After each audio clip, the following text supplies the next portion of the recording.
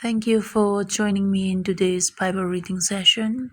Today we will be reading from Matthew chapter 5, verses 21 to 26. You have heard that it was said to the people long ago, "You shall not murder, and anyone who murders will be subject to judgment." But I tell you that anyone who is angry with a brother or sister will be subject to judgment. Again, anyone who says to a brother or sister, Raka, is answerable to the court. And anyone who says, you fool, will be in danger of the fire of hell.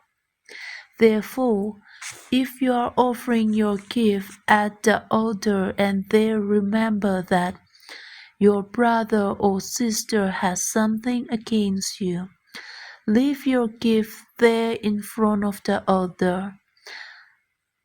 First, go and be reconciled to them. Then come and offer your gift.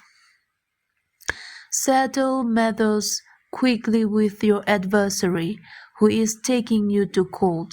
Do it while you are still together on the way, or your adversary may hand you over to the judge, and the judge may hand you over to the official, and you may be thrown into prison.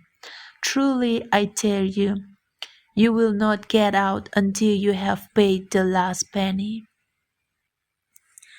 Thanks for listening, everyone. God bless you and see you tomorrow.